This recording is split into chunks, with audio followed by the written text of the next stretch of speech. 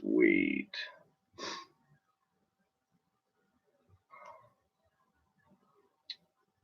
Welcome back.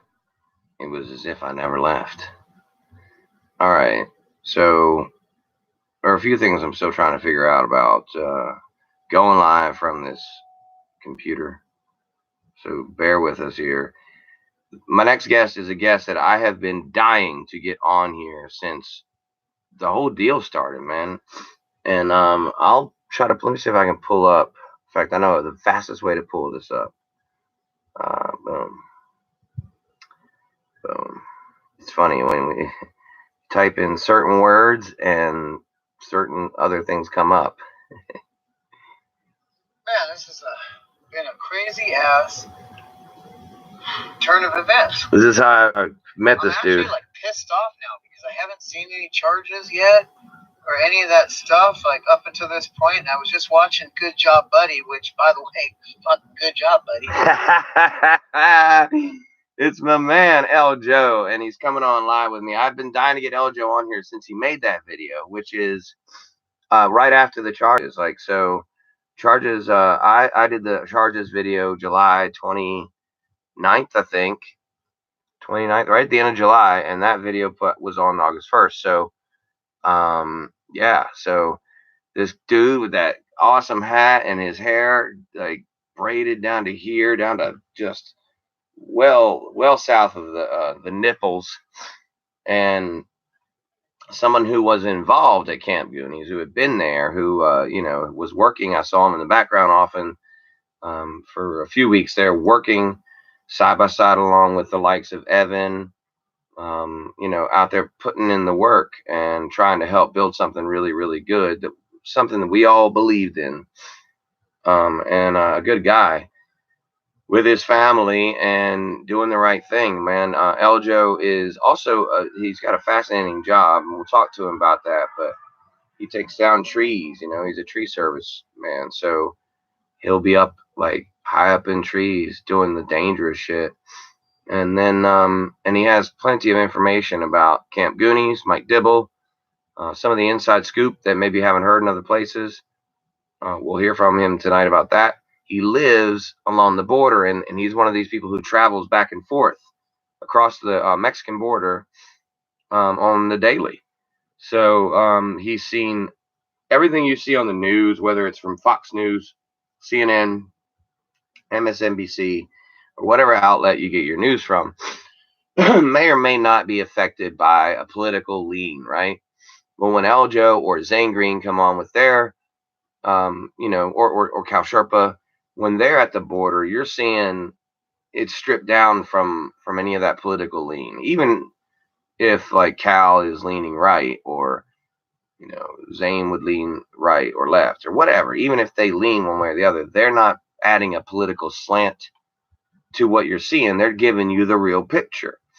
And it's really cool. I think that some of these news outlets should actually let guys like Eljo be their field reporter, because they live there and they don't have a political lean. They tell the stories that you don't get to hear on the news, that are the real deal stories about what it's like actually being at the border, without trying to insert some politics, into the story. And so, we, on the last stream, at the very end of my last stream, we talked about, Eljo called in, surprised the hell out of me. We talked about some of that stuff, some of the border issues, some of the stories about the people coming over the border, some of the really cool information about things that you don't see on some of the major news outlets, about the when they're trying to cross, how they wait till the tide sucks out, and people are literally like trying to get underneath the footing of the wall that extends out into the ocean. And I asked the question, like, gosh, what if somebody got stuck under it? Could they drown? He was like, oh, very much so. Some really cool details that you aren't seeing on the news. And so Eljo's living a life very much alive with information, and some of the scenery that you see is just breathtaking. From his back when we all used to be able to just go live, whenever. Anytime I saw Eljo live, I was always lurking. I didn't want to say anything because there would be times where I was involved with a beef with this one or that one, and just whenever I say something, it turns the chat room upside down. And I was just like, hell with all this. I'm just lurking, just literally to watch what he was saying and to watch the scenery. And I wouldn't say anything till I felt like he was winding up, like he was about to go, turn off the stream. And I'd be like, yo, LJ, what about that interview? And he'd always be like, yeah, good job, buddy. I got you, man. We're going to do that. And I felt like he was sincere. And it was just a matter of us getting in touch with each other. Well, tonight we're making it happen. So to this stream right here will be dedicated solely to the Eljo interview. And I'm excited. So we're set up now. He's getting his phone as much charge as he can get into it right now so that he can go out on his porch and get the best signal he can get. So we're going to give him a few minutes. If y'all have any specific questions you want to ask about, some of the behind the scenes Dibble situation, the Goonies farm stuff, if there's anything specific that you would like to have me mention, put it down in the chat, and I will completely fucking ignore it. Just kidding. No, I'm actually going to ignore it. I'm not. I'll look. I'll look, and I will see what you're saying, and then I'll ignore it. Fucking with y'all. No, I will. I'll read it, and then if you're not trolling, I'll ask the question. All right. So, because I know that I have a handful of trolls on here, believe it or not. I don't know how that happens. This channel has never been modded. There's never been a blue wrench. When I say modded, I mean there's never been a blue wrench on this channel. It was modded at one point, but that was a secret mod. But there has never been an actual blue wrench show up on this channel. Some people say that because I do that I am doing a disservice to the community because I allow trolls to say whatever they want. To them, I say, click on the person you don't want to see from, you don't want to hear from, and just hit block, and you won't hear from them anymore. It's that simple. This, to me, is freedom of speech, freedom of choice also. You're going to choose to portray yourself in that way, then go right ahead. You want to be known as the person who said those things, go on ahead and be that person. It won't work on me because I'm fucking blind. I won't be able to see what you're saying. You're not going to hurt my feelings.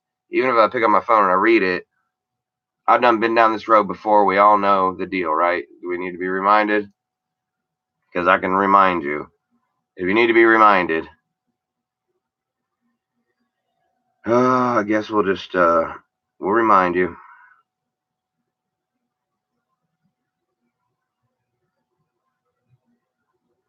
Okay, I'm going to remind you then.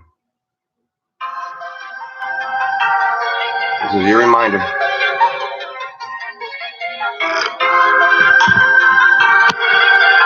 mix this up tonight. Lit it up, I'm the one that's feeling on fire. Live it up, looking at my G, we go higher. I earn the whole shit. I'm just kidding. It's KSI. The KSI doesn't, you're not going to get in trouble for playing KSI's music. KSI's old school like that. So I love about KSI. One of the things I love about KSI. So I was inspired by KSI to write the song that I wrote. And he wrote this one. It's called Uncontrollable.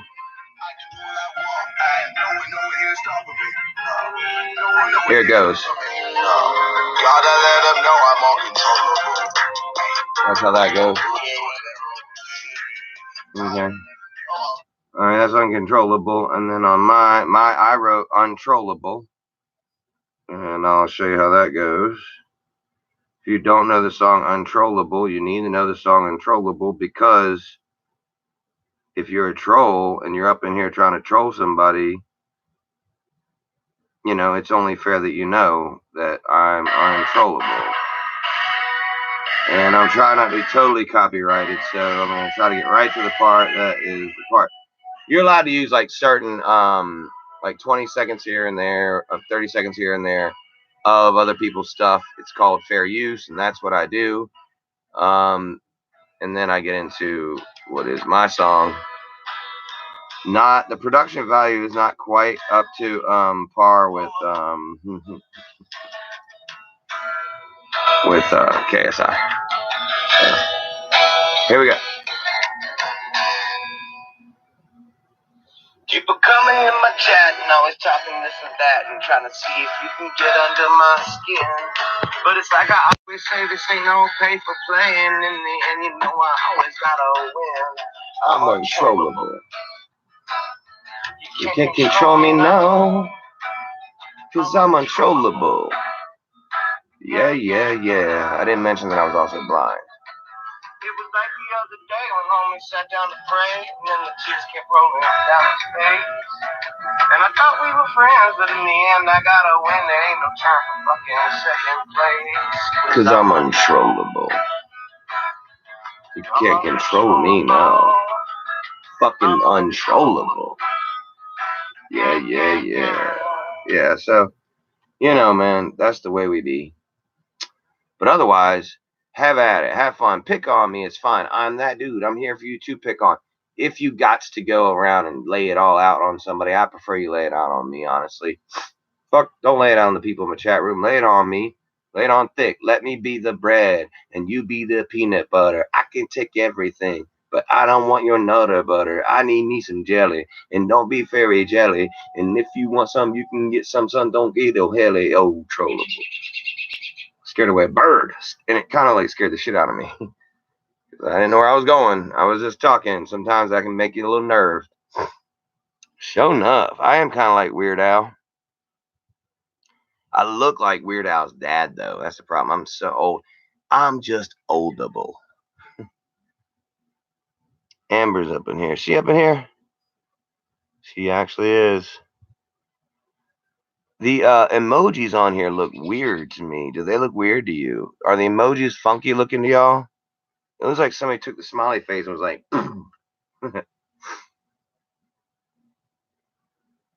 untrollable. You heard it, Natalie. It looks like we got a lot of good people here, man. Oldable. And I'm so oldable. That hurt. When I did that, that hurt. I've got something wrong with my left arm. I guess that it's a torn rotator cuff. You know, you can't lift your arm past a certain point. It starts hurting real bad. I think I've got that. And I forget so often that I have that, and I'll do this shit. You know, I do this stuff. I'm all whatever, and when I do it, my arm's like, yo, bro, nuh-uh. So yeah, I got that. Man, I hope I didn't turn the ringers off. Sometimes I turn the ringers off and forget about it. Nope, we're cool. Still waiting on Eljo. Not a problem. I'm not in a hurry. I want him to be able to charge his phone because I want to get as much convo in with Eljo as I can. I have this feeling that he and I are going to be both long-winded, and I'm going to try to get out of his way. And this is just something I want to tell anybody who ever does and wants to come on this interview with me. I'm learning. I'm getting better at shutting my fucking face and just allowing the guest to take over. My job is just to steer it when it's getting in one direction or another. Now, sometimes that guest, you know, sometimes Cadillac Sam, I'll just say it, you know, I have to steer a lot more, right? You might be hearing echoing and there's like feedback. Sometimes it sounds like an alligator eating, you know, an elephant. And I've got to control some of that. So that's when I'll step in. And Sam and I talk a lot. So, you know, I don't feel so, I'm not as apprehensive to step in when I'm talking to Sam. But when I don't know somebody well enough yet, it's, you know, like I've only talked to Eljo a very little bit. And I really like him a lot, you know. In fact, when we were talking off the air, I hope he doesn't mind me saying this. We were both like, I didn't know if you like me, man. We were both didn't get like, we weren't sending the signals, you know. Sometimes with dudes, it's like, you know, it ain't like it is with like a dude and a girl or whatever, you know. It's like, is he trying to start something? Or, you know, I don't know if he like wants to fight me or if he like wants to be my buddy. So when you get your signals crossed, particularly if you're sending these chat messages, it can set up like a false pretense. So yeah, it's hard to get across what you're trying to say in these chats to a person who's trying to host a stream. And I get it. I've been over there trying to make the comment, the infamous Cal Sherpa day, where I was trying to make a point with Cal and he took one of the things I said wrong, and then I did say something wrong, but then I was like trying to be funny with it, and he didn't get it, so I was like, call me, man, and I can straighten this out with you. And then hence was born Call Me Cal. And that lasted like 3 months. And I just like live with it. Just go. All right, Call Me Cal.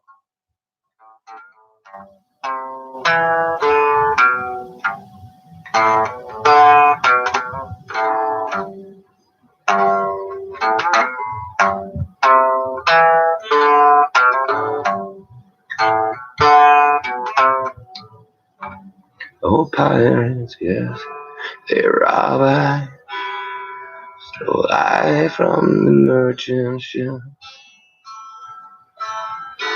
Minutes after they took I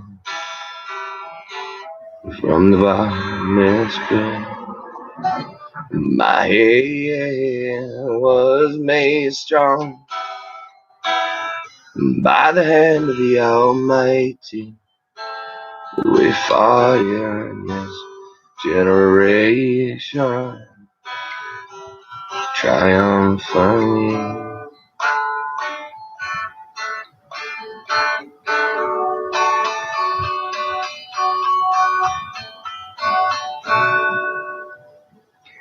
Film the police coming straight from the underground. Young, got it bad 'cause I'm brown. Not the other color, so police think they have the authority to film a minority. Well, film that shit 'cause I ain't the one. Punk motherfucker with a badge and a gun to be beaten on. Thrown in jail, we can go toe to toe in the middle of a cell. Filming with me 'cause I'm a teenager with a little tiny phone and a camera searching my car. Looking for the product, thinking every girl is selling narcotics. Loving is what I got. Remember that I said loving is what I got.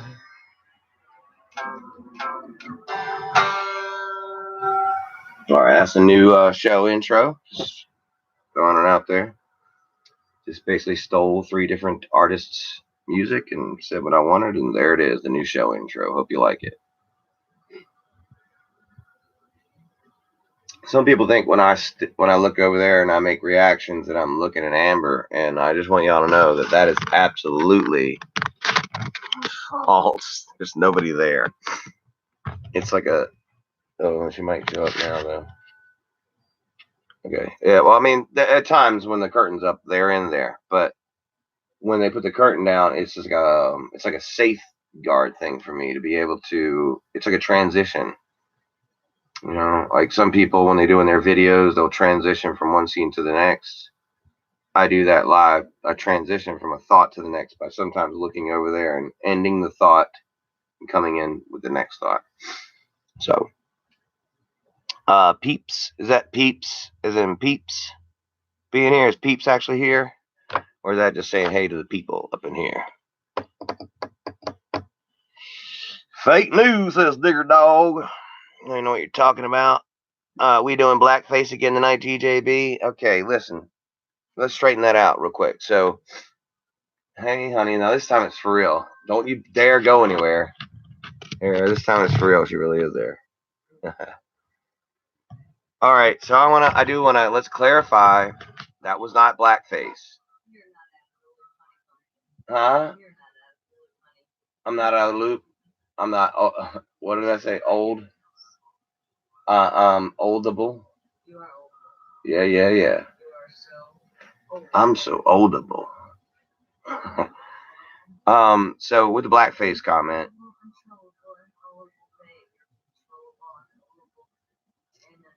Amber is freestyling with all of my lyrics. None of it's good. Not coming out right there. I'm square. But actually, it was very good. Very well done. Very well done. Well done, Am. Thank you. Thank you. Thank you. Very well done. She's taking a bow. Taking a bow. Taking a bow. All right. Very well done. Thank you. Thank you. Absolutely well done. Thank you. I love you. Thank you. That was fantastic. Thank you. So with the blackface issue, So here was the deal. And I had said that on another video. I had a couple t-shirts I could cut. One of them was white, one of them was black. There's no way I'm going to cut a white t-shirt and put it over my face. That's going to look terrible. And I wanted to make this this god of destruction look kind of godly of destruction. I look like the god of deconstruction. You know what I mean? So, and I had the Black Panther face mask. I could have worn that, but as it's just there's two reasons why not to do that.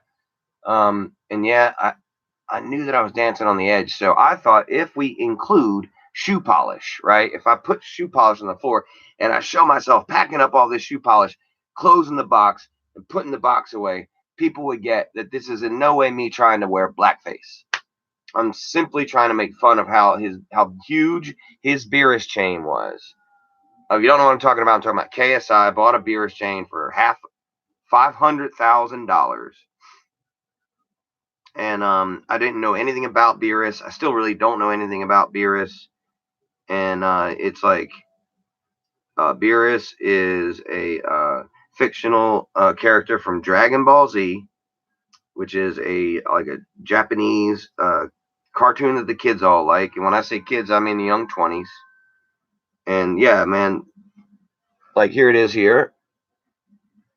Okay. It looks like that, big ass ears. That's all diamond encrusted, right? So I brought out that rabbit and wore it around my neck, and I thought that would be funny. And I might have screwed that up, and I apologize on that for that. Hey, good job, buddy. All right, that's my man, y'all. Ladies and gentlemen, with no further ado, I present to you El Joe. What is going on? Part 2, my man. How you doing, El Joe? Hey, part 2. We're good, man. All right, so and I'll just remind folks, if you didn't catch the end of my last live stream, Eljo called in and I was running out of batteries on everything. We got a little deep on some of the border stuff. Eljo has great coverage of said border on his channel. I'm going to pop it up here again. If you are not subscribed, get over there and subscribe. Here's what it looks like, because there's another Eljo you don't need to get confused with. Eljo, you're like 650, right? 650. Yeah, so that's the man right there. Man, brother, you're never gonna go bald, right? You got the best hair in the world. Oh man, thanks, man. Lucky. Yeah, dude. Like genetics. I mean, you had the. I can't even cut mine because I'm afraid it'll never grow back like this. You're like, you had hair. How long was your hair? You're not no threat of going bald anytime soon. Oh, I've got a couple spots up here that are being hidden by. I got some tricks. But you, your hair. How long was your hair before you cut it recently? Down to my waist. God. Yeah, when I first saw you, that first video, it was braided down each side. Yeah. Yeah, I used to do that, man, because it's just a fucking tangled mess, dude. It's just constant, non-stop, dude. You know what I mean? You're constantly brushing it, just like real fucking tangly. My hair is real curly, so it gets fucking tangled. There it is. When no return, so you're just constantly brushing it. You know, I keep it in the braids because, you know, that's. Well, I was so jelly, bro. I mean, I know it must be a nightmare because mine's hard to deal with, and it's only shoulder length. It has to be a nightmare for you. I can imagine. No, it was just I was over it, dude. I was over it. It was, you know, it was a nightmare at night when you're sleeping, you're waking up. You know what I mean? It's like getting in your mouth and shit. In your mouth, or it's fucking, you know, like it's in a lump, and you know what I mean. Your neck gets fucked up because you're sleeping on like a lump. You know, constantly brushing it, dude. And then like, okay, because I'm a tree trimmer by trade, so it's like, dude, I'm out in the elements, you know, kicking up sawdust and ants and all kinds of stuff all day, dude. And you know what I mean? Like, yeah, I bet it gets fucking full of shit. It's a nonstop battle. Yeah, but you're working with a chainsaw up up in 50, 60 feet high in a tree. Yeah, I can imagine that. So, all right, let's start from the beginning of your YouTube career. Before we get into your life, I want to get into, just like we were talking before we got off the phone, your YouTube career itself kind of began with the destruction of Camp Goonies, because you were just somebody who watched YouTube and then showed up there to work and build a camp for yourself. Am I right? Yeah. Well, I didn't show up to. I didn't come out to Goonies Farm specifically. I was just going out to Slab City. Okay. To build a farm and scope out, spots, and I did that in the summertime because that's when the population is the least out there, and campsites are, easier to find, better spots available. How tough was that? I mean, I guess you live in Southern California. Have you lived there your whole life? Yes. So you're used to the temperatures. Well, I wasn't used to do over 110, 115, you know what I mean? Over 120. I didn't even know it could get over 120, dude. I think there was a couple. I think it was for like almost a week straight. It was 129 Oh God. out there in Slab City. That's crazy. And that was probably July, maybe. Yeah. Maybe June, July. Yeah. And when Mike had you didn't have any access to air conditioning, did you, in your camp? No, in my camp I did not. No.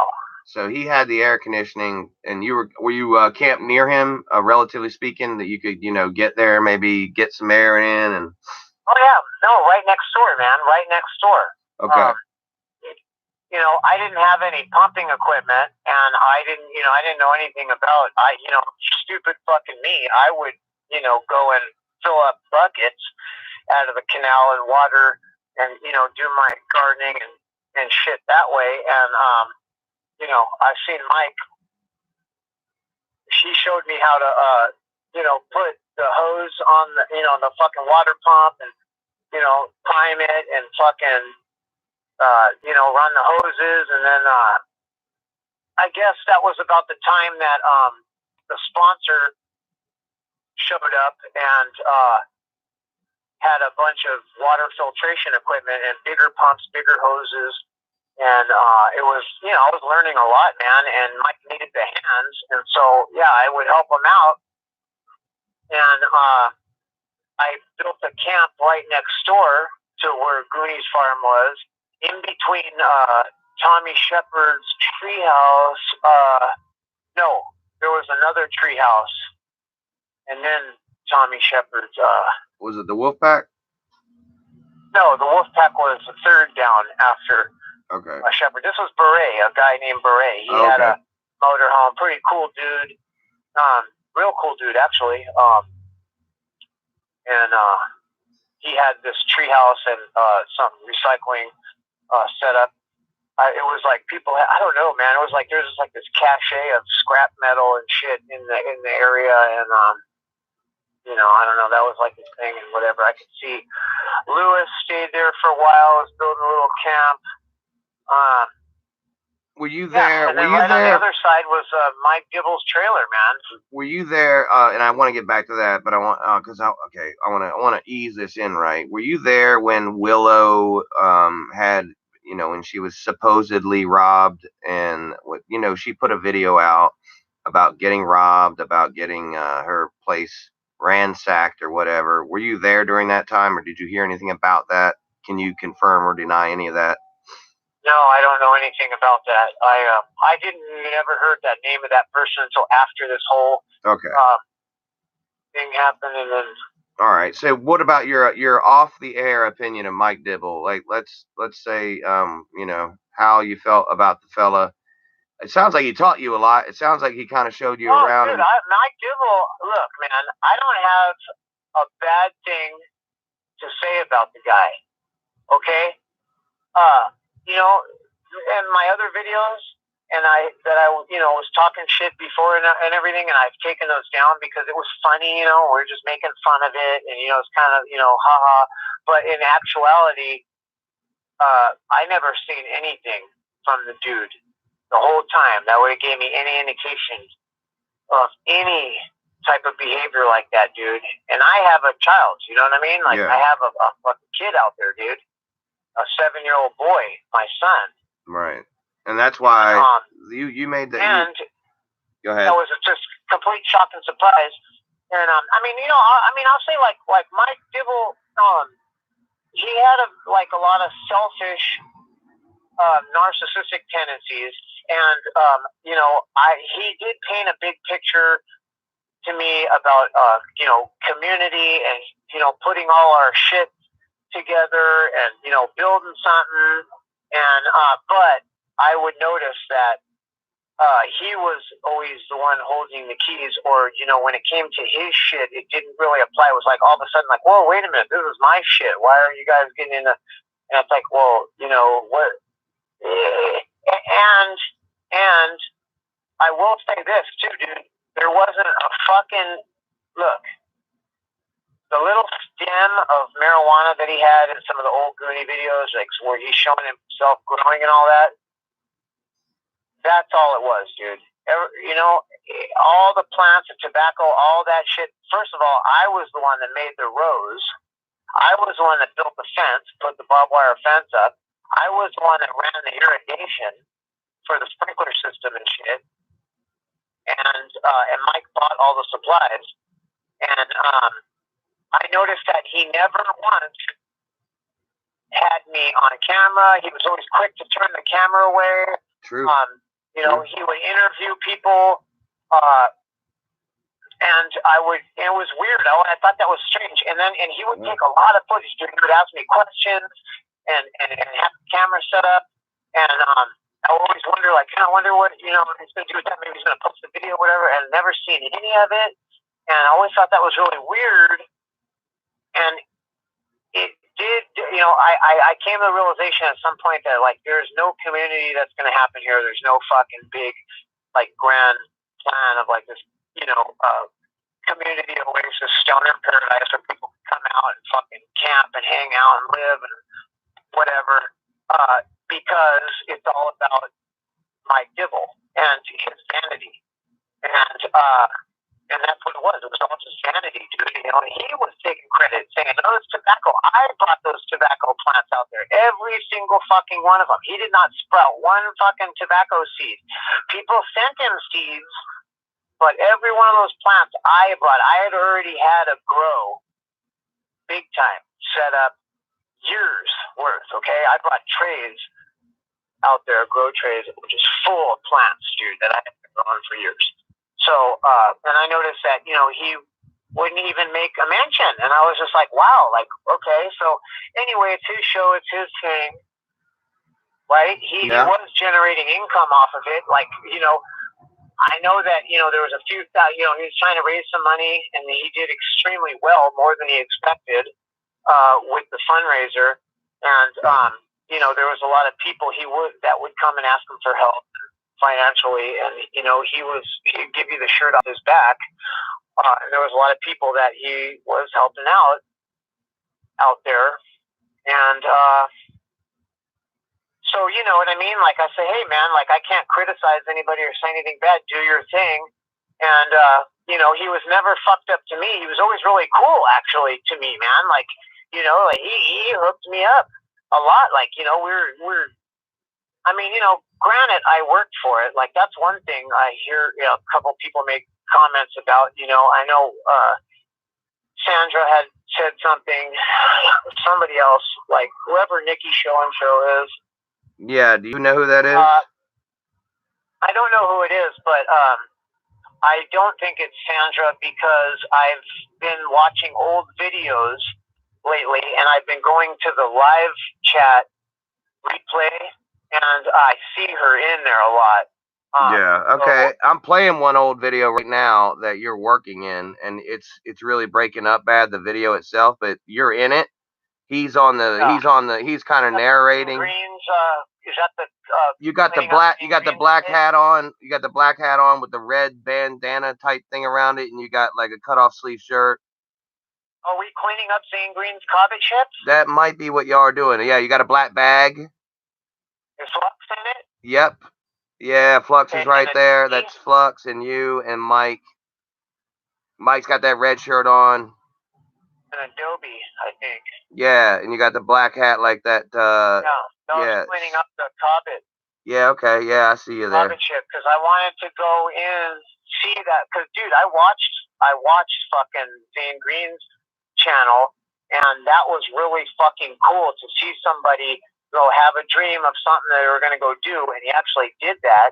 And you see it all there, and you know, then there's like this whole like fucking scenery and the nefarious reputation of the slabs, and you know, that was really good quality content television, dude. Like that was fucking good shit. And to you know, when they were going, hey, you guys want to go? We're going over here.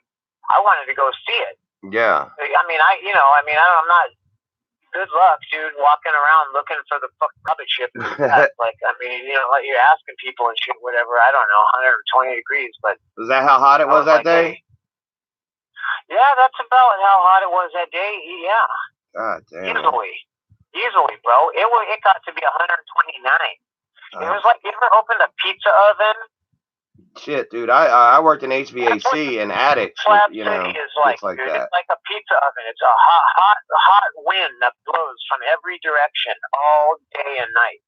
Jesus, I've worked in attics that don't get that hot. And then the fucking opposite direction 2 hours later, and then yeah, it's hot, you know. Yeah, this, for people who don't know, this is from a channel called Goonies Farm. Let me see. Is it Camp Goonies or Goonies Farm? I forget the name of this channel. It's Goonies Farm. This, the name of the video I'm watching is Taking Care of Business. Zane Green, we love you. And it's got 1,900 views. And yeah, you're in that. That I think is the video I've seen you the most in. That's the only one. Yeah, I don't know if he talks to you at all in it. Well, I never. I didn't hang out in the trailer, dude. The trailer was kind of a place for a lot of the hanger-oners, dude. You know what I mean? I didn't like what was going on. I didn't like, you know, I fancy myself one of those type of people, and I didn't need, you know, I mean, I had my money and my fucking plans and shit out there. I'm self-sufficient. I didn't need anybody for anything, and well, how was it much cooler? Like, I mean, with that air conditioning in that trailer, did it provide a lot of actual relief? Was it? I mean, if it's 129 outside. Of course. Yeah, are you kidding me? I mean, yeah, fuck yeah. So like 95 degrees, you were like, oh God, thank you. Yeah, I think 91. God. You know, but it would feel like 50, dude. Jesus, man. Seriously, especially if you're sitting right in front of the fucking air conditioner. Do you ever get a fear, like a fear come over you, like fuck, man, we might die out here, like I might overdo it and fuck our my whole life up, and you know, dehydrate? No, not really. I did do this, dude. When we first got there, well, this is how I went out there. I knew Mike Dibble because he was the only person that was really live streaming daily and would acknowledge and answer my questions, because I was going to move out to the slabs and I had a lot of questions, and, you know, to prepare my fucking, you know, what kind of shit I was going to bring and how I was going to approach it. And, so, you know, I forgot where I was going with that. Anyway, oh yeah. So when I was going out there and scoping out fucking campsites, we had first got there and I had gotten a flat tire, and so Mike had offered, you know, some help with, you know, going to get a fucking spare. He knew where there was a tire shop, and you know, told me a place that was safe, dude, to fucking set up a camp. And that's a big issue, because if you're coming and going and your shit's unguarded, you know, things are going to get ripped off. And that was very safe. There's always a lot of people around on that fucking, in that area along that canal that were, you know, pretty trustworthy. They kept an eye out. You know, I never had anything missing, dude. I had some valuable shit. And, like, was it true about the slabs themselves pushing Mike Dibble out and further out? As far as you knew, I knew he came in there a little later. Well, but I don't know anything about that. Did he never talked about it? Yeah. He never said, you know, those people over there in Slab City, I just can't get along with them or whatever. No. He got along with a lot of people. Everybody knew him in Slab City. Like, yeah, everybody knows him and likes him. I mean, consider him a friend, and you know. So you don't think there was people who were trying to set Mike up? You know, I was only there for 2 months, man. Yeah. Yeah, so I don't really know, dude. I never really went up into the slabs. I just kind of stayed down along the lower canal, you know. The upper canal's fenced off, and you know what I mean? And plus, it's like, I don't know, dude. A lot more people coming and going up there. It seems like your area was very busy for not being in the on season, you know, for 130-degree weather to have 12 or so fellas out there working. Like, you know, the people who came over there were there to stay and they wanted to work to build something for themselves. Slab City, bro, Slab City, there's one road in and out from Nyland off of Highway 111. Yeah. Okay, and fucking, well, okay, I guess you could come down another way, you know, if you come, but pretty much like, okay, the one way in where we were at, let's put it that way, it's more than one way in, but the one way in where we were at, you see fucking cars coming and going into Slab City all day and night. It's remarkable. Even in the middle of the summer when it's hot. Yeah, middle of summer. It's 45 in the morning. Yeah. 3 fucking 4 o'clock in the morning, 4:10 in the morning, 4:15. Another car, 4:35. Another car, you know what I mean? Like all day and night. It's remarkable. Were there those people coming to stay and help and live? Were they tweaking, or do you know like what the majority of those people were? Knows? I mean, from where we're at on the lower canal, okay, you can see the road and lights at night, especially. You know, going up the road off into the distance, you know, the slabs was up a little bit higher on a plateau from the lower canal. And so you could see like Salvation Mountain and people going, you know, driving down and yeah, man, it's crazy. You see a fire truck lights blaring and shit, and like just straight up in there, and then pull out, and it's just weird. Yeah, and I'm showing them kind of the lower canal versus where Slab City is on a map right now. Kind of popping, you know, it's like, y'all had shade. I mean, that's the difference, right? Y'all had natural shade over there that you could build around. Yeah, that was a huge one, dude, because every little thing makes a difference, and that big fucking tamarack tree, I mean, really covers enough ground to where when the air is blowing, just being in the shade as it's passing under that tree cools it down by a couple of degrees. So if you're in that shade tree or at the other end of it where you know what I mean, you're getting a wind blowing off of the canal, which cools it down by a couple degrees, and then it passes through all that shade. So it's significantly cooler, yeah. All right, I got another question to ask about Dibble, and then I'm going to stop when I ask more about you. But you had said in videos before, I don't know if they're still up or not, but that you specifically had seen him take 2 boys and drive off into the distance. Is that story for real, or is that not something you did see? You were just bullshitting? Well, no, that's not bullshit. That's I don't remember if it was 2 boys, but I remember the one older boy for sure. And I thought that was weird. It was weird. It was strange, dude. It was a strange scenario, strange circumstance, strange thing. Right. Do you remember about what time of year that was? Was that around the 4th of July?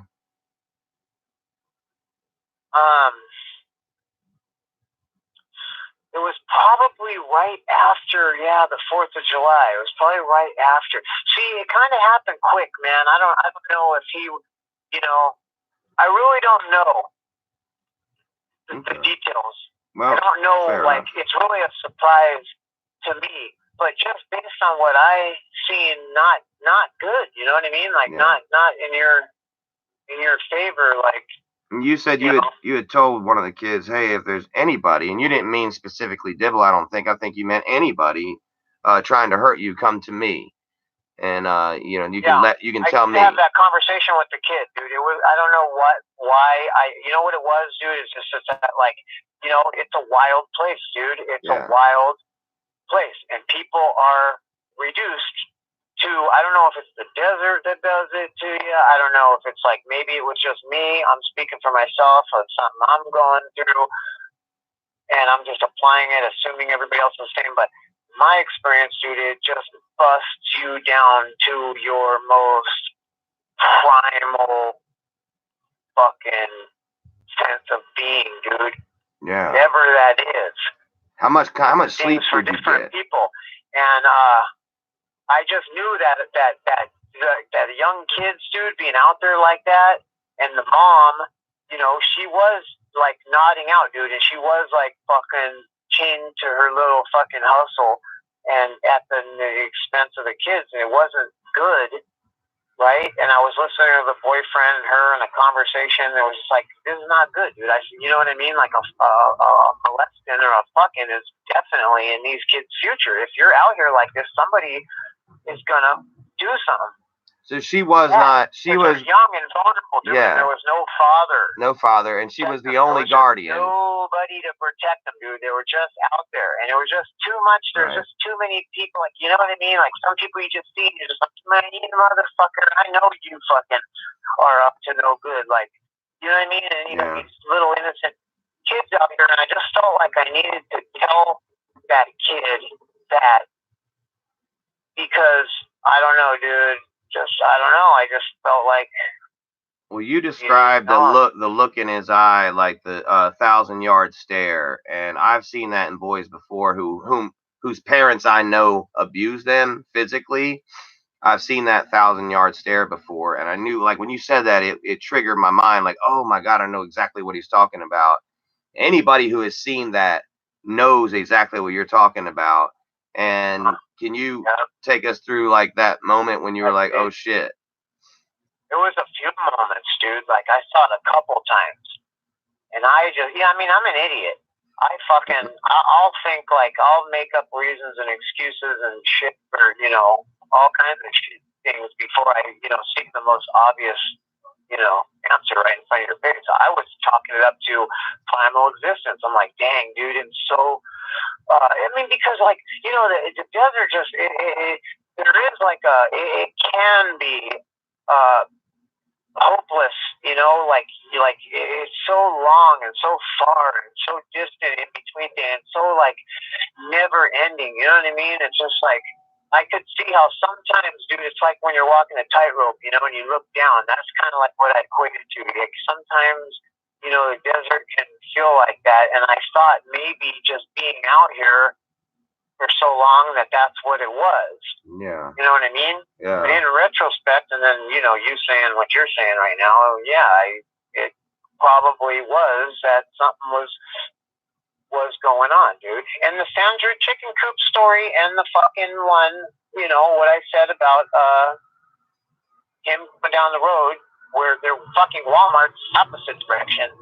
Yeah. All right? That happened. So, I mean, I'm not going to not tell the truth, tell the story as I seen it, and, whatever. God knows the truth, and we'll all know the truth when the Sandra chicken coop story is when she was meant to spend the night in a chicken coop. That was my biggest red flag. Okay. When that happened. That happened, I said, that's weird. She really spent the night in a chicken coop, right? I think he filmed it. Okay, I'm exaggerating with the chicken coop, but, it was connected to the chicken coop and across from where the geese pen is at, and it was an unused room that nobody ever fucking used, and it was always shut, and, I watched her be in the trailer every night, and that was my understanding that that's where she lived. That Mike Dibble and Sandra were two people, were a couple, lived in this trailer in the fucking slab lower canal. Yeah. They were a couple, yeah. So that's their room. That's where they sleep, and then one day, right, when and it wasn't just one day, like one fucking magical day. Like, no, dude, that was the day when those two boys were there, and he had used my son as a fucking reason to get him. Well, we have the kid here, and we don't want him to be alone later by himself, so it'd be good playmates for him. And that was the real reason the mom gave him to come. And they were in my camp, in my tent, playing with my son, and he had a whole fucking shitload of toys and all kinds of cool shit. Right. So I wanted them to all, enjoy it. And I was kind of taken back, like, when Mike was like, no, come on, guys, we're going. And I said, hey, what the fuck's going on here? We're having a good time. I thought they're going to stay here. It's cool. And he's like, no, I want them in the air conditioner where it's cool, for them. And it's like, okay, right? I guess we'll just fucking stay out here and fucking in the heat and eat a bag of dicks. You guys go ahead and enjoy the fucking air conditioner. You know what I mean? I was just like, that's weird. That shit. And then the next fucking day, why would Sandra be, there's plenty of room in that trailer. I witnessed them both get there. And then this one dude came and, he had one leg and shit. He was befriending Mike and stuff. And so Mike, he would let him sleep inside the fucking trailer at night, which drove the guy bananas because people coming and going all night. Every time you open the fucking door, the squeaking ass door, the guy would get this pissed off look on his face. But and they're all in there, and it's normal and whatever. And then all of a sudden, okay, if they're screaming and yelling and you guys are fighting, I hear a fight and shit. You go sleep on the couch. Yeah, any married couple knows that's facts. But none of that happened. And it was just weird that all of a sudden, whoa, you took the two boys and you made her fucking sleep. What the fuck is that shit? Yeah. What the fuck is that? And then how are you defending that and we're not coming out against it and being like, fuck Joe, this is why, you stupid motherfucker, because of blah, blah, blah. And okay, well, yeah, that makes sense. Okay.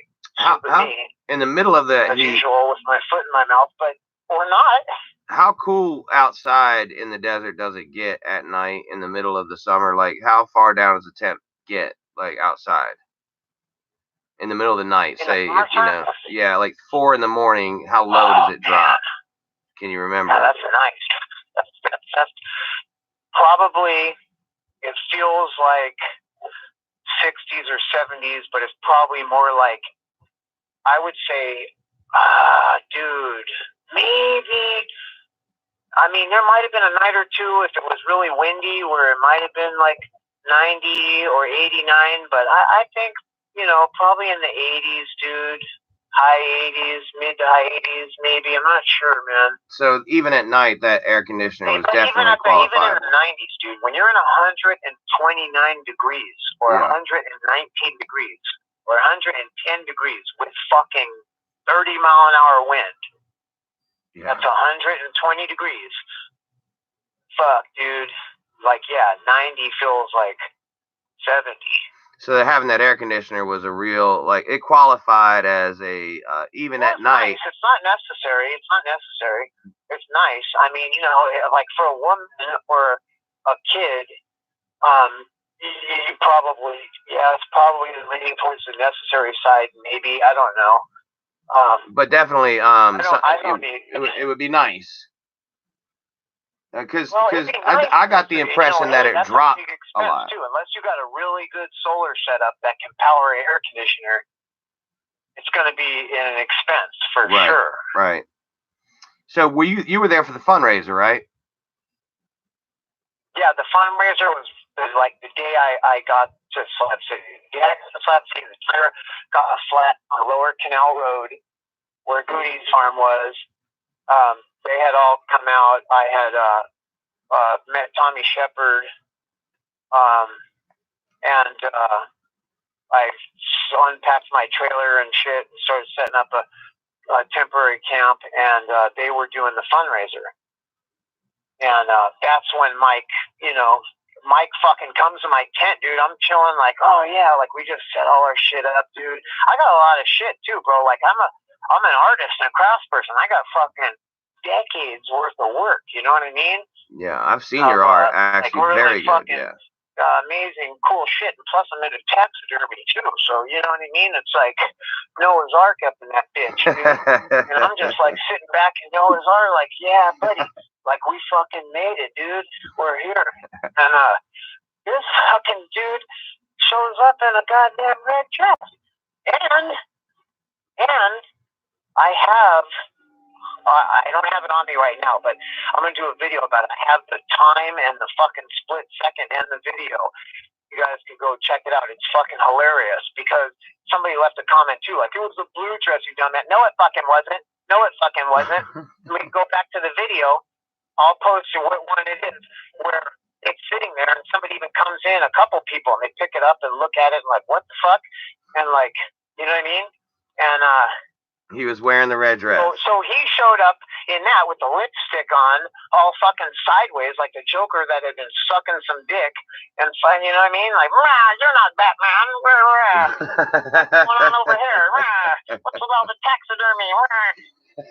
And dude, I was like, what the fucking hell am I looking at, dude? So your first experience, and then, like, a lot of people throwing on. I'm like, and then not only that, but like, who the fuck has a red dress? Like, dude, you found that? Like, the whole fucking, I mean, like, you just, the whole place is littered with like old, dead, fucking failed campsites. And so I'm like, damn, this motherfucker damn straight found his dress in somebody's campsites. Like, he's over here collecting panties and dresses. What the fuck is this? And it fit him, right? He's a little dude. He's not. How tall do you think Mike was? Do you know? Yeah, he was a little dude. He was a little fucker, but yeah, Mike was a little fucker. But I'll tell you this, Mike was a pretty tough bastard too, and he was fast. Oh, I bet. Yeah. Yeah, I wouldn't fuck with Mike Dibble. You know, he'd be in your pocket punching the nuts. That quite a bit bigger than him that ran away with their tail between their legs. Mike was a fiery little fucking cracker, dude. Let me tell you. Yeah, I got the impression that he rarely sleeps and is constantly doing the, you know, like he seems to be very, like, you know, he's got the old man strength. But he was smart, dude. He was smart. He reminded me of like a fucking Copernicus or some shit, or like goddamn Leonardo da Vinci or something. Somebody that just like was into a whole bunch of different shit and was very fucking precise and technical about the way he did it. And there is some conspiracy in there for sure, dude. Like, I did witness the fucking sponsor, okay, that came down from the fucking Goonies, came down to the farm, and dude, the army base is over there. You know where these motherfuckers are from, dude. And it seemed to me, based on the amount of money and the amount of time that they're willing to spend with Mike Dibble, that there was possibly some experimentation going on there, or some kind of fucking. It was just weird. That was fucking shit. Wow.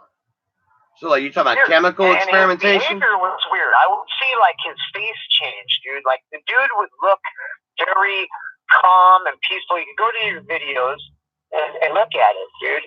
You could see his face looks very calm, very peaceful, you know, not a bad-looking person, right? And then there's other times when he has this, like, angst and this fucking, like, almost a discomfort and like an impish sort of look, dude. And he would take, and I mean, that was a big thing. He would take on the quality of like a fucking imp, or you know, the guy with the fucking goat legs, you know, would play the flute, and he would almost take kind of quality on, dude, in his face and his mannerism, his gesture. Very small stature. Yeah. And almost like Arrested Development or something. You know, which in my experience, like, I have met a lot of people that have been abused as children, and the people that really take it the worst do sort of take on this Arrested Development where they stop maturing and growing. And, like, I think even mentally you can be so fucking hell-bent on not growing that your physical body, you know, gets stunted and doesn't grow, and they take on these very small statures, small, almost little boy-like. Wow, do you think that has something to do with the what? You know, well, you're on it actually. He named the Camp Goonies, which, you know, was, we all remember, 1980s movie about kids. You know, who were like their own little kids gang, right? You know, and they were you remember the movie Goonies, and then you know, also you were talking about oh shit, you said something else that triggered a thought that now I'm fucking forgetting. But I didn't see any behavior that was strange to me besides of him, you know, taking the boy, you know, what they're accusing boys. That was the other thing I was thinking of. What they're accusing him of, I say, hey, man, wait a minute. He did take that boy over here one day. Right. And then the boy did have this strange staring off into space look. And we did have a talk that he fucking was receptive to. It wasn't like, you know, if you're telling some kid that's never expected me to look at you like, what the fuck are you talking about, you crazy motherfucker? You know what I mean? This kid was like, what? Huh? Like, you know what I mean? Hanging on every word, like, oh my God, like man, you know, and like you caught his attention. Like,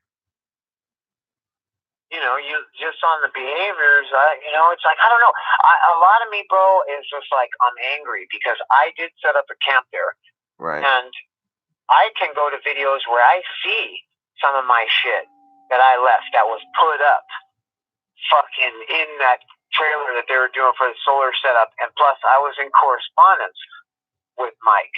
And fucking, you know what I mean? Like, everything was cool, bro. I was going to set up a camp and be part of something there. I'm trying to, like, formulate my own triangle of death and shit. You know what I mean? And that was one fucking point in my triangle.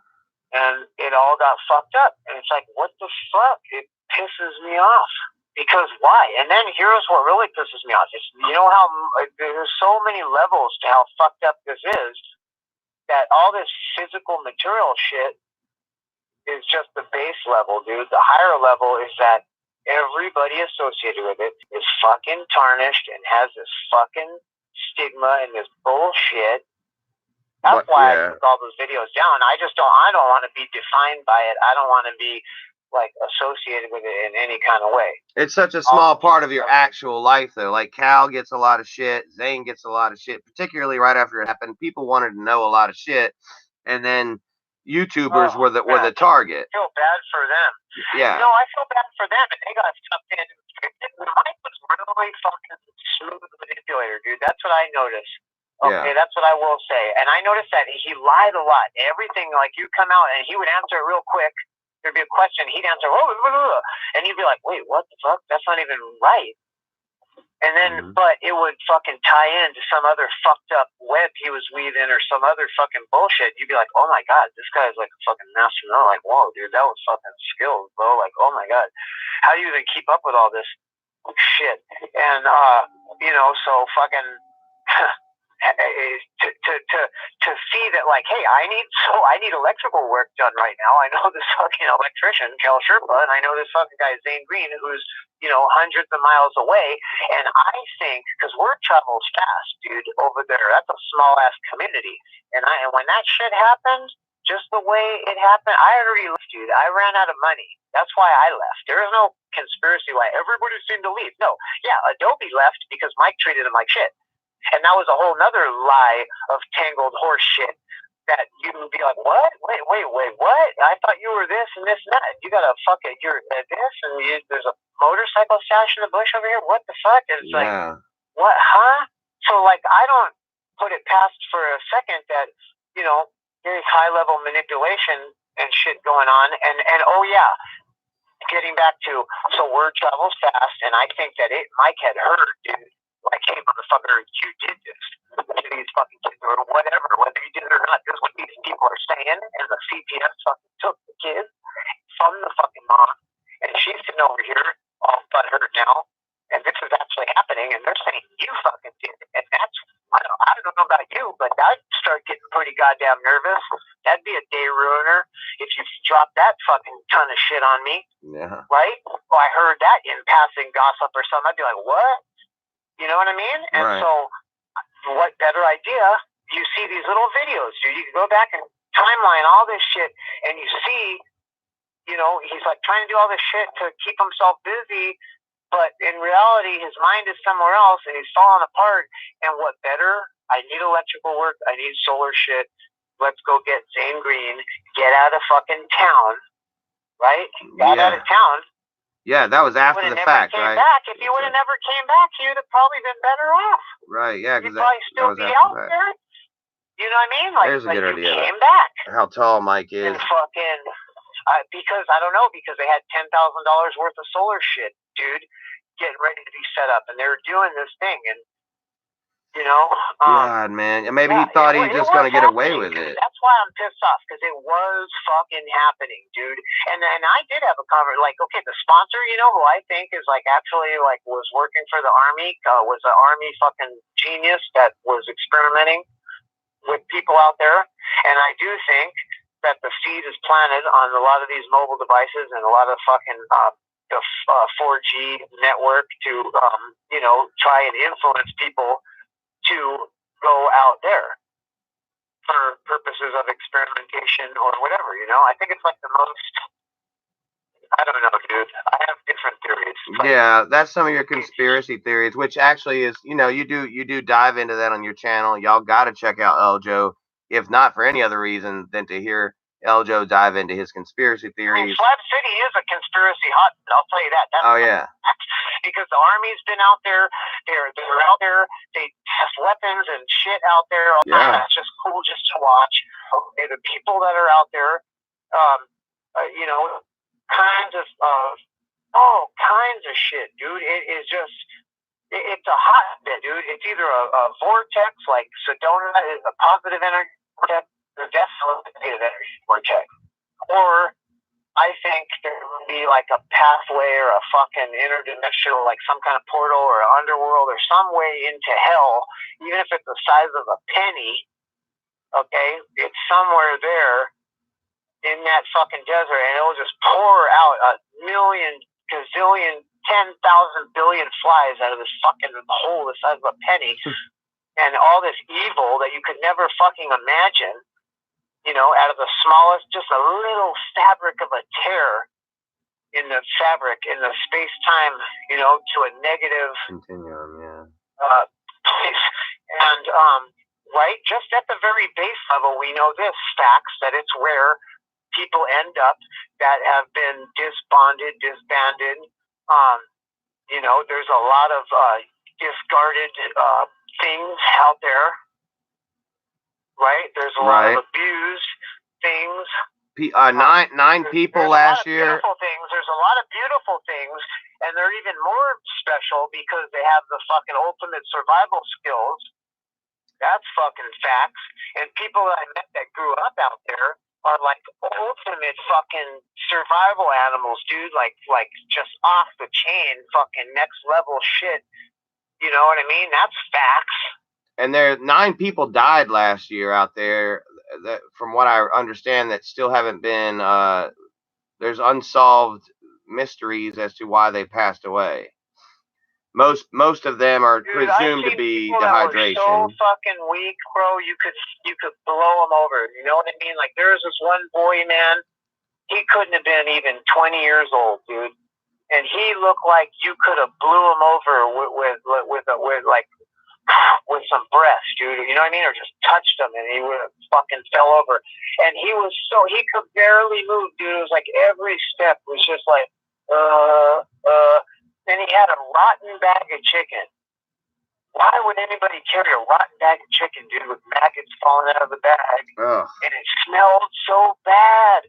Like, yeah, that's why wouldn't the fuck in hell would you do it? And then, like, you know, it was like one of those, like, people, like, where you have, like, random bandages, like, you know what I mean? Like, one of you got, like, a pair of fucking jogger pants on and one leg is pulled up and then there's, like, a random fucking bandage, handkerchief or something tied around your ankle, or like a piece of cut t-shirt tied around your ankle, and they always with the masks, you know what I mean? The fucking t-shirt mask.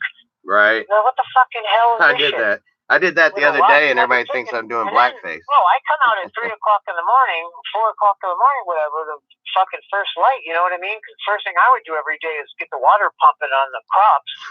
And I see this motherfucker out there with Mike planting some corn plants, right? And this fucking dude is so weak, bro, he can't even put the corn sprout in the dirt and pat it and pack it in tight. He didn't even have the strength to pack it in, bro. It's like the little fucking corn sprout just like fall over. I'm like, what the fuck, dude? Like, you're just wasting corn sprouts, bro. Like, just, what are you doing, dude? I'm like, leave him alone. This guy probably hasn't slept in a long time. He's like, what's he gonna die? Well, he wasn't a match for Slab City. He came from Mike which was like a fucking 2-mile walk. Like, oh, by the time you even walked back with this water and then got back up the hill, it made no fucking sense whatsoever. Right. Right? And then, so I guess Mike's like had a plant in the barn, you know, in for the water or whatever. And you're like, dude, the guy's so weak he can't even fucking pack corn sprouts in there. And then so I'm like, bro, I cannot, as a human being, there's no way I can let this kid walk the fuck up. Okay? Like, that must be hopeless. All the way on your journey with like 50 pounds of fucking water in a cart with 2 different size wheels on it. And I got a truck. You know what I mean? It's like, bro, just put your shit in the truck. Let's go. And fucking, he was like, oh, I'll just tie this right here. I don't want, and I'm like, what are you doing? Like, why are you tying the bag onto my bumper? Just bring it in. He's like, oh no, it's rotten chicken, dude. I don't want you to, it smells bad. And I'm like, why? What the fuck? Like, why would you? I'm like, okay, so that's weird. Like, that's a, hey man, how many people do you have in the fucking, Right now there's 61 people in there right now. Well, that's pretty decent, dude. You had 80 before. Yeah. And I was watching this guy with fucking, God, he's got like 7,000 followers, and he didn't even have 80 people in his. Yeah, we got this community. It's this community, man. We got a strong community. They show up. They really do show up, and I've always been grateful for that. Even the ones that hate me, I've always been grateful for that. They show the fuck up in this community. Well, you know what, dude? I've come to find out that that's what YouTube is, dude. In my opinion, it's half hate, half like. And the people that are really successful, they kind of teeter more towards the more people fucking hate them. You know, and get in on the chat and clown them and talk shit and troll and all that, and that's kind of like what it is. Like, you know, I notice people that are really big disasters kind of get a little more. Well, I mean, there's people who are straight bore fest. Not to all be what it is. Like, Poseidon ain't like that. No, but you know, there's people who are straight bore fest. Like, you know, let's just face it. Tommy stares at the screen waiting for you to entertain him, where you and I kind of come at it from a different angle. We got something to say. We got something we're bringing to you. And when they talk back, it's kind of like an added extra something. I've watched your streams. You're coming on with a lot to say. You got plenty to talk about. You don't need people to help you. That's just extra little like icing on the cake. Whereas where Tommy comes on, he'll stare at the damn thing until they start talking to him.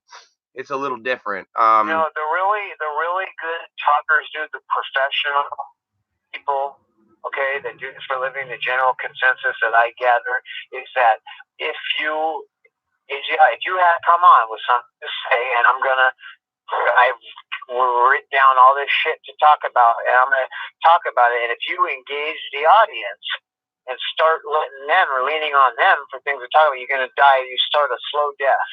Right. Yeah, because you start complaining about trolls, you start complaining about this or that. Some people are good at it. Some people are good at it. Some people, they come on with no material and they rely on that and they kill it. But yeah, there are. Yeah. A lot of times, if you got something like me, dude, I don't really like speak off the hip too often. I kind of, you know, like to give myself chapter, you know, direction. I write stuff down and. Me too. I've noticed that when I go live, if I come off that topic and start getting into the chat, especially without too much discretion, and you're not like realizing that people are about you or they're fucking trying to be smart asses, then you know what I mean. Like the beginning of so death, but no, just report what you're going to report, talk about what you're going to talk about. Right. You're breaking up a little bit. Q&A. And I wanna get to something real quick before we break up too much or before you lose your line. And I wanted to ask you this because you mentioned this early on in your career or early on in some of your earlier videos. You've done a little time, am I right? Oh, now we're gonna break up, and I'm not gonna get to this juice, man. Oh, no way, dude. Are you there? Am I break? Yeah, can you hear me? Yeah, I can hear you. Okay. All right, yeah, I want to get at that because you're somebody who's done time and seems to me you learn what you had to learn and you don't seem to have a recidivism about you. You've moved on. You'll still beat a motherfucker's ass, obviously, if you had to, but you're not like a repeat criminal. Well, I've never been to prison. Okay. Never been to prison, but I have been to jail and done jail time for felony sales of marijuana. Oh my God, really? Over marijuana. God damn, Can you dude. believe it? God damn, dude. God, and I think 7 years before that, I got busted for shoplifting. Oh, whatevs, you know. That's fucked up, though. You've done time, hard time, a little jail time, but a felony charge on marijuana is absolutely fucking stupid. Not that you're stupid, dude, it's stupid that you this got whole it. thing for me, dude. Like, I build muzzle loaders, dude. I build beautiful 6-shot revolvers, percussion. Wow. And I build really beautiful plains rifles, 50 caliber, and no shit. flintlock and percussion. I mean, beautiful, dude. Stained fucking woodwork. I do woodworking and the fucking carving and you know, the brass taps and oh, dude. I mean, I built beautiful pieces and shit, and that fucking marijuana charge ruined it all for me, dude. Yeah, you can't even be handling that now. Even if you built it, you can't handle that, huh? No, dude, no. And I actually like I belong to I used to do recently, dude, like within the last 2 years, I was doing competition muzzle loading competitions, shooting competitions. That's fucking throwback as hell, John. On Facebook, and my son's teacher thought that it was disturbing. And called the police, I guess, and reported, hey, this person, you know, is shooting rifles on Facebook. And the police, I guess, just looking up my name and seeing, okay, well, this person has a felony for sale of marijuana. This person shouldn't have any firearms at all. And they came over to my house to talk to me, and I wasn't trying to hide anything from them. I let them in. They were actually amazed, dude, because my house was like a fucking museum at the time. I think I spent like 8 years straight right there just creating. And they were just like, fuck, dude. Like, they, you know what I mean? Like, there was no conversation. It was like, what the fuck? And, they didn't even take the fucking guns, dude. There was like, they just pretended like, I don't know, dude, like it wasn't happening or something. And then, but told me that, dude, whatever you do after this point, just so you know, with your record, like this charge, if I fucking, hold you in for this piece right here, just say this is 7 years minimum, dude, that you'd be looking at. Such fucking bullshit, dude. Wow. Because drug dealers, dude, it's like a whole separate thing that California has going on, dude. And, with specifically drug dealers, and, that falls under the category of sales, dude, and fucking. Because you're going to fuck somebody out with a muzzle loader. Giving me love. Like, you mean you're not taking me right now for 7 years? And then there's this new database here in California that just went up within the last year or two. Okay, it's no more than 2 years old. And what it is the database that automatically, it just goes through has an algorithm that goes through all these people's names. And if anybody that's been convicted of a felony, has purchased a firearm or has a firearm registered in their name, it automatically, shoots a note to the cops informing them, the address and the person, and they go to retrieve those weapons, I guess. Wow, man. And, you're gonna fucking... Yeah, and so I came up. And they weren't muzzle loaders. You can buy those here in California over the counter with no background check, nothing. You just get the shit, especially parts. If you're gonna build, I could build an AR or anything I want. I could buy every part at a time, either in stores right here in town or on the internet, and build whatever I want. But if I, anything's registered to me or whatever, boom, it comes up. And so they were coming over because I had bought a fucking a nickel-plated 380 handgun automatic back in 2000, and that came up on the database, and that's what they want to know. They're like, okay, so aside of all that other stuff, dude, I want to know about where's the one from 2001. And I'm like, what? I'm like, 2001. I'm thinking, where was I? What was I? I'm like, oh, you mean the 380? That's the one. I'm like, I fucking moved to Mexico, and guns are illegal there. It's like a 10-year sentence. So I fucking gave it to my friend, and then my friend got busted in a raid in San Diego, confiscated it, and when I called to get it back, they said that any firearm that is confiscated in the commission of a drug investigation or crime cannot be returned. It has to be destroyed by law. So I couldn't get it back. I had a really nice hunting rifle, my 30-06 Winchester. It was a pump, which is, that's interesting for a 30-06 hunting rifle to be a pump. You know what I mean? You can really buck off some large round shots. Wow. Yeah, really quickly. That was a nice rifle. I had a Weaver scope on it, you know what I mean? And a tripod that was on the front of the barrel that flicked down. Yeah, that fucking thing was cool.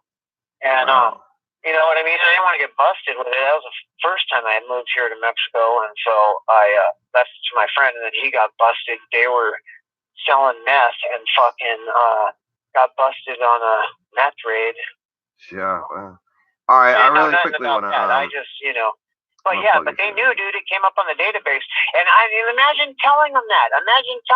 Dude. These motherfuckers. There's like 7 cops, dude, standing in my fucking living room, and I'm sitting on the couch, and we're breaking this all down, and I was like, yeah, I moved to Mexico, and they said it just got confiscated in meth raid, and I don't know, and that's it, dude. I couldn't have it back, and he was like, okay, well, we'll check into that. It looks like you got at least 3 subscribers. Hey, there's somebody on here who wants to say, hey, it's Sofa King. We taught it. Nice. I'm just fucking with you. Yes. Sofa King. We taught it. We taught it. Yes, I love that, man. Y'all got to check out Eljo's videos, dude. It's anywhere from art to comedy to what's going on at the border to what's going on in his mind to conspiracy theories and basically just a nice look into his life. Appreciate that. Yeah, brother, I watch you, man. When you went live, I did a lot of lurking. I didn't comment much. I would usually at the end, I'd be like, hey, man, when are we going to do an interview? But, or I'd comment on your comments. Hey, man, we're going to do an interview. But I've always loved your content. And I really believe that if I was the god of YouTube, you'd be much further ahead of me in subscribers because you have so much more interesting things going on your channel than I do. But that's the way it works sometimes. And I've been dying to get you on here to talk to you. So you know what? You don't hold back, dude. And that's kind of important, man. I think that's where I've seen you take off, dude. Is it? You don't hold back, man. You know what I mean? And people, I don't know, people. Dude, I'll say this, dude. You have good content. Let me tell you something. Dude, one of the warmest YouTube moments I have, dude, is like I felt bad for you, dude.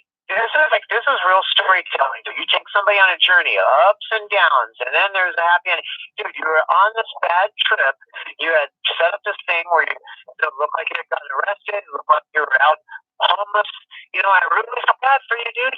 And then on Christmas Eve, there you are, dude. It was like 2 hours, dude, of just live stream of a pink Christmas tree, and you guys dancing around. Yeah. You were fucking dancing for like 2 hours straight. Just boogieing, and that's all you can see, dude, is the light from the fucking inside of the house, dark outside all around, and just a fucking bright little pink Christmas tree, dude.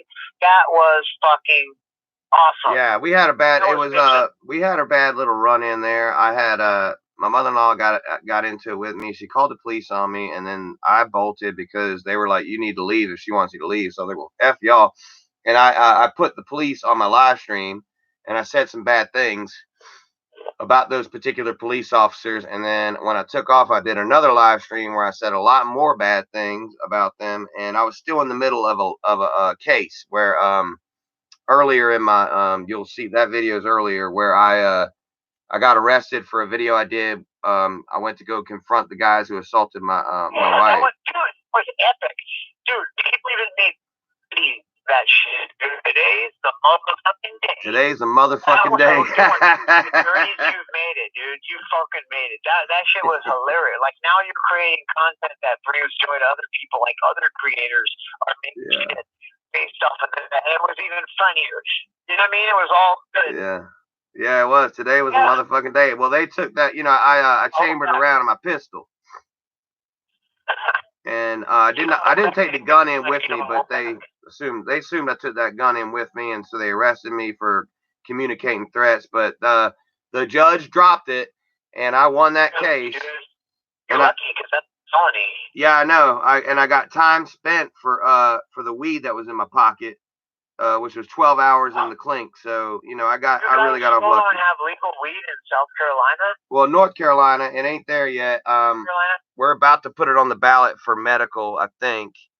That's the video right there. Causes a P word. No, I think it's not that. It's this one. PTSD triggered is the video that I did where that's the video I got arrested for.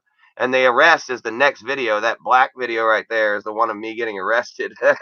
My wife recorded it and she was crying the whole time. She was so mad. And I was like, just make sure it's recording. And she's like, I don't want you to be arrested. I'm like, I don't care, honey. Make sure you're recording this. It's going on YouTube. So my deal is just to be honest with everybody about my life. You know what I mean? And just try to show off exactly what I'm going through. Because that's right. I'm like what somebody is like before they move to the slabs. I'm kind of in that phase of my life where I might end up moving there one day.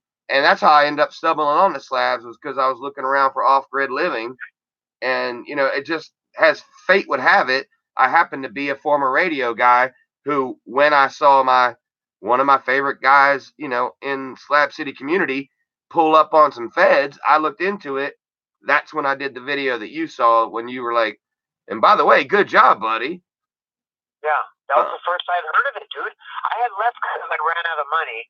I had been in correspondence with Mike, okay, and then I was watching at home just like everybody else when he was pulling the polls with Bubba, and then everybody was like, dude, did you hear Mike got arrested? And it was like, what? And then even Tommy was like in the chat or something, I'm pretty sure, and he was like, yeah, dude, they came and arrested him. We don't know what the fuck's going on. Tommy called him back. Tommy's the one that called him back. And when I talked to Tommy about that, he was like, well, my son's in that truck, and I don't want Mike doing something crazy. I was like, I need to make sure my son gets back here.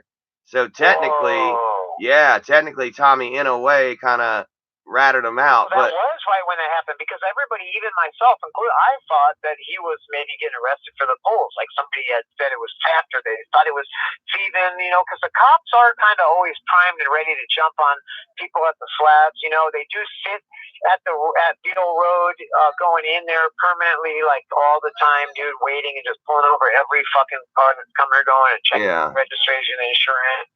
You know what I mean? Like, fuck all that. Here's a what if. Here's a hypothetical. It's like, what if it was bullshit? What if somebody did set him up?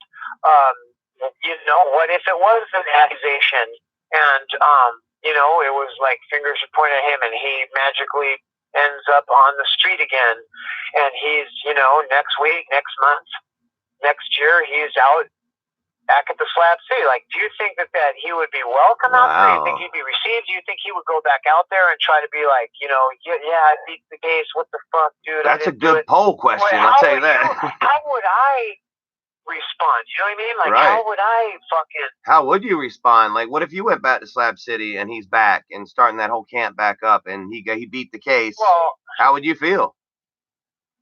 I definitely wouldn't be a part of it, because it's like in my experience, it's pretty much the worst fucking thing that any human being could do. And I see that it's worse than, dude, you could you could be like a murderer like Richard Ramirez, dude. I see Richard Ramirez come in the chat. He's in our online community. He's like, yo, Richard, what's up, boy? Like, you know what I mean? Like, even people like Richard Ramirez are like a devil worshiper, Doc Keaton, the fucking clown on fucking that Rob Zombie movie, the fucking Devil's Rejects, right? King Spalding or whatever the fuck his name is. Like, somebody even will like a devil worshiping killer, but nobody likes a child molester, dude. Nope. That's fucking facts. And it's like, if it's just one of those things. Like, if you didn't do it, that's unfortunate that got slung around. Yeah. And that the whole community, everybody's like fucking tarnished or, you know, whatever. But at the same time, I don't know, dude. I never been to the penitentiary, but I'm enough of a jailbird to fucking know that you do not get held, dude, for this long if you didn't do it. And if they didn't have some hardcore evidence, like they took the truck. By the way, that was Tommy's call on that. He's the one that told everybody they took the truck. If he didn't tell everybody that, then we might not have thought, you know, your mind might not have went in that direction. But when they take the truck, usually that's for DNA. Did they take Michael's trailer?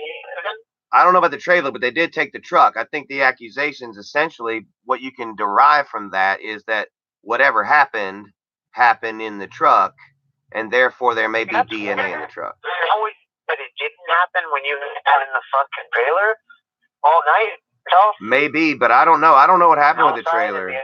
I don't know. And Tommy won't talk about that shit, even though that's the guy who to ask. Simple question, Tommy. You're in the chat, dude. You gotta at least just tell us right now. You're not incriminating anybody or yourself by saying you did or did not take the trailer, just like they did or did not take the truck.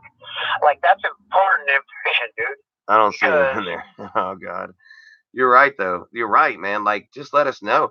Like, that's what I was saying earlier. This is the opportunity to say, here's what I know, here's what I think, to get it out there before. Because if he gets convicted, anything you say afterwards just sounds like excuses. But if you say it ahead of time. Well, I'll tell you this. If you don't cut a hard line in the sand, this is what I'm saying, dude. If I got accused of some shit like that, I'm not going to be mad at you, dude, if you don't want to be my friend. Right. Like, if somebody accuses me that and you don't want to kick it no more, or you don't take pictures of me, or me want to be seen, like, I'm not mad at you, dude. Like, I get it. Right. Yeah. What I wouldn't want to do is have somebody like, and then you took picture of it, and you have all this, like, where I did want to kick it, dude, and I am, like, on your nuts and shit, and on your bumper. That's the fucking shit that pisses me a little bit about Tommy, dude. And I was hanging around her, why I stay fuck away from it, because, you know, like, there was a lot of behavior that it ain't cool with, man. It ain't fucking cool, and I don't want to be associated with it, and this shit falls right in the line. Even if you're accused of it, you know what I mean? Like, you don't want to be after the fact, bro. Like, look, this is my, and I'm just gonna say it, is like, yeah, he depended on the motherfucker a lot, dude, and a lot of people. He wouldn't lie. He likes to play that game too. He likes to play that game, like, you know, people like, I reel you in, but then I'm gonna, like, get my rocks off every now and then when I know you need it to say no. You know what I mean? Or no. You know what I mean? Or just playing games and fucking, he would do that with that. I'm not going to play that game. Yeah, and, you know. I'm relying on myself, and I'm not out there relying on anybody else. I'm not out there trying to be on it. And he made that comment too, like, oh, this is how you pay somebody after they open their home. Like, you didn't open your home to me, motherfucker. Well, Tommy's been back at. I worked for that shit. I showed up there. You motherfucker, I was doing your job. I was feeding your animals just to be a nice person because I was the first one up every day. And on my way out to go pump the water to the crops that you were taking credit for, that I brought out there, and I was watering, and I put the fence up, and I dug the rows. I made the thing and dug the rows and pulled all that shit out of there with my pickup truck, okay? And fucking... So all the fucking dabs and all the stuff that you say was opened up to me, like, while you're home, was actually not opened up to me. That was told by your man, Mike Dibble, that because of the work that I'm doing there, that's what I'm entitled to, and that I don't need to ask, that I can come up in that trailer anytime without knocking or anything and take whatever the fuck I want. Yeah, okay? Supposedly, right? Well, and so there was no opening the home. I worked for that shit. Do you building something, and then somebody had the equipment there that made my job doing hand watering by bucket a lot fucking easier, and I was learning something, and that fucking sponsor did have money and did have the shit to back it up. It ain't like somebody walking around out there talking about how rad they are. I design AI robots and all that old shit, but I don't have a goddamn thing to show for it. Okay? This motherfucker had shit to show for it. He pulled up in a big ass Mercedes bus, right? Brand fucking new, that I know is like a $20,000 rig, dude. Yeah. Used. Yeah. Okay? and have $20,000, $10,000 worth of solar shit. Okay, and first, before that, a smooth $1,000 water filtration system. I mean, it ain't no fucking, you know what I mean? Right. Well, you know, Tommy's been around with this little screw-on $29 screw-on bottle water filtration thing that don't work for shit, and this motherfucker shows up with $1,000 water filtration system. Is like he had shit to show for it, and you know, conversations, and he had a lot of knowledge, right, that he was willing to invest, right, whether it be for experimentation purposes or whatever. That's what was happening, dude, and I wanted to be a part of that. Tommy's been back at the slabs for over a month now and has not visited Mike at all. He can visit Mike. Do you think that tells you anything? Well, I heard he did visit him, but he that doesn't said mean that he anything. hasn't. I mean, I would like to go visit him. I mean, I was thinking about that. I would, but I wouldn't. It's like the idea of it, you know, and then you're like, but then you say, well, no, actually I wouldn't, because, you know, just the nature of this and just everything, it's none of my business, and then whatever happened already happened. Now it's got to play itself out. And even after the fact, it's like, dude, there's so much negativity involved with it that's just worth not even fucking with it. You know what I mean? It's like, sorry, that's where a lot of my anger comes from, dude, is that like, because I thought it was cool, man. The problem that everybody's having is that dude, and I had some good experiences out there, dude. I miss it. I want to go out there right now. It's been calling me, actually. Oh wow, really? You thinking about going back out? Well, yeah, it's kind of like Jumanji, dude. It fucking calls you, dude. It's like you can't resist it. It's either that or it's some kind of fucking uncontrolled shit. Wow. Oh god, man, that would fucking, dude. You head out there, your channel's gonna blow up again. You know that. That's the place to go, because you're actually working, as opposed to someone sitting around just, you know, live streaming every fucking day. We'll be able to watch you actually do things. Well, no, I mean, dude, this is my advice. If you're at your base survival, okay, I don't know what kind of man you are. I'm not talking to you. Good job. Like, I'm talking like you, like steaders, like you guys, right? There, okay, you people out there. I don't know what you're made of, but me, you know, being on base survival, I want every advantage. I mean, I'm talking about like real survival, though, man. Like fucking real, actual survival. There are, you know what I mean? Like, I don't know what you're made of, but I myself want every fucking edge, every advantage, every cheat code, every hack, because you're gonna need it, dude, and it's exhausting. And every little bit of edge or easy, you know, ease is going to help you. Right. And I get you. And it's all kind of a slow decline, dude. There is no such thing as sustainability. You know what I mean? The first law of thermodynamics, everything is in a constant state of decline. You can't make energy. You can't make more energy from energy. You know what I mean? Like you make energy and it slowly loses energy until it's gone. You can't like use energy to make more energy. Right. I mean, you can use energy to make a little less. Like you can burn diesel fuel to make electricity, but it's not going to make more electricity than diesel fuel. You're going to be making less. It's in a constant state of decline. So the whole idea of sustainability is horse shit. You know, it is, dude. Even going back to the ancient Egyptians, like you had a whole continent. Egypt was providing the grain for most of the civilized world, and Europe at one time. You know what I mean? Like right now, South America is the main producer of produce. You know, it just takes a huge fucking like country, like a whole country is into it. And they're using, or is using, slave labor, and you know, and to provide so-called sustainability. Even that is in a constant decline. Like the grocery store will run out of food eventually. Like that's facts, dude. So everything's in a constant state of decline. Yeah. So if you're out there in a survival in the world as an animal, you need every edge you could fucking get. And the quickest, most easiest edge that you could have is money. If you can save money and go out to Slab City, or if you can generate money online, that's why I think live streamers and YouTubers do so well out there, is because you have generated a source of income that, you know, you have coming in. Mm-hmm. And that gives you an edge. That gives you an edge, dude. You're able to survive. Right. Out there. If you're interesting. Easier. Community cause, for instance. Yeah, I don't know him. I never met him.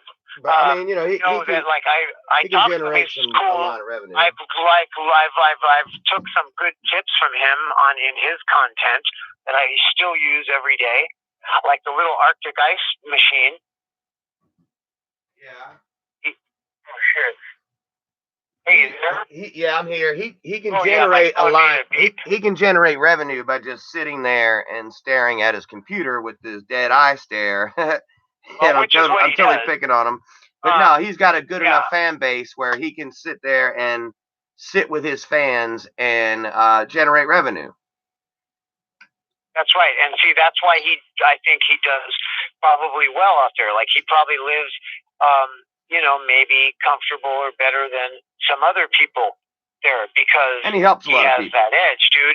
So that's my best advice for anybody thinking about going out there, is that, you know, the more money you can bring, the better, because work's hard to come by.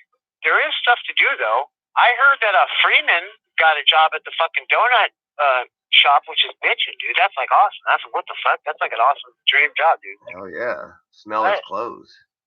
And you know, your cost of living is so low that even minimum wage,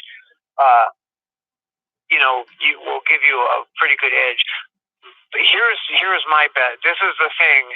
Okay, another one, dude. If you want to go out there, be more important than air conditioning and stuff is that you have to be closed off from the elements, because the wind blows, and you're surrounded by alfalfa pastures, dude, for miles, coming up and down the 101. I mean the 111. So you're, you know, constantly being blasted, dude, with nitrates and fucking phosphates and shit and fertilizers, industrial shit, you know what I mean? And just sandblasted. Just stand in a fucking 120-degree sandblaster for a while, you know what I mean? Like, you have to be closed off from it, because that's what sucks the life out of you. And, you know, if you're closed off, dude, you can do things to bypass the air conditioner. You could use the solar-powered Arctic air. That will work. They also make a ice cube maker that will, and I've seen this, people done it on YouTube. They run with Harbor Freight solar panels and the Walmart ice making machine, and it puts out enough ice every hour. Pounds, dude. You could just, you know what I mean? Like, put canal water in it. Yeah.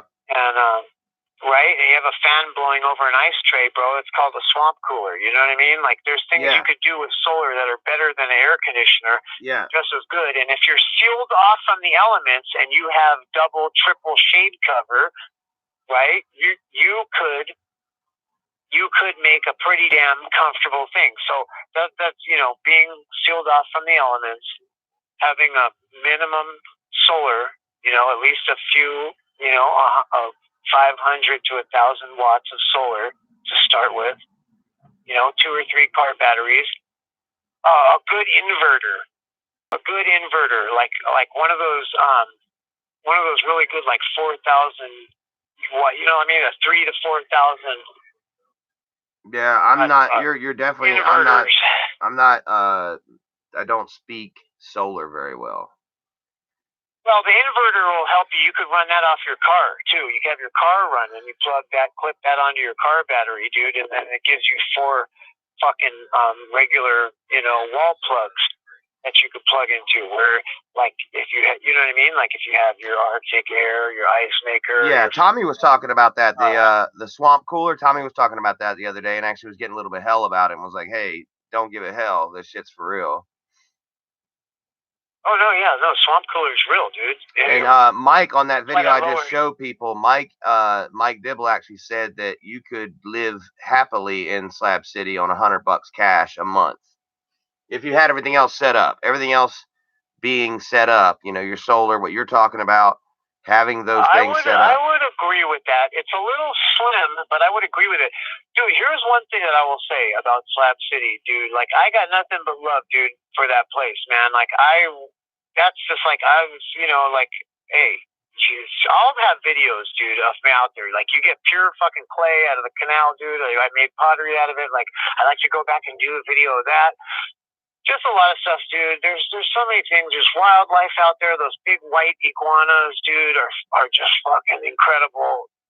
The last thing I want to ask you, because I'm an astronomer at heart, and I want to make this another. I want to do another interview with you in the very, very near future and make a part 3. Stars out there, dude. I want to ask you about the stars. What's it like at night looking up? Dude. Well, you could see the Milky Way. Wow. You could see the Milky Way, dude. It's so clear, and you could literally see every fucking star that you didn't even know was there, dude. And they're in such concentrate that it actually looks like a cloud. Wow. It's the Milky Way. It's not a cloud. It's the Milky Way. You look, it's all fucking made up of stars, dude. Jeez.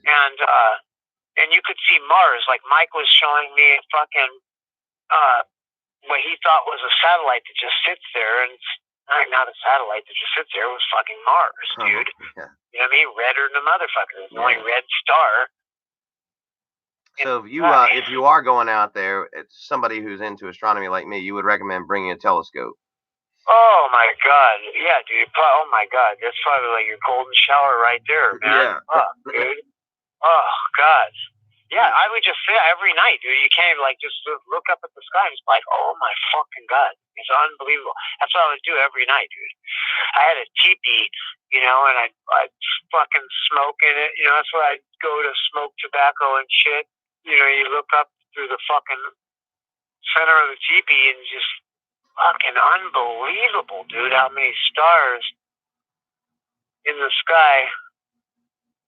Wow, bro. I'm so into that. We're coming and going, bro. In and out of the vortex, 24/7. Yeah, we unexplainable. have too much. It makes no sense. We have so much light pollution. Obviously, being Tijuana, obviously you probably get light pollution like a motherfucker. But dude, that marine layer, dude. I'm looking up right now. I think I see 3 stars in the sky. Yeah, that's what we're maybe a few more here, but yeah.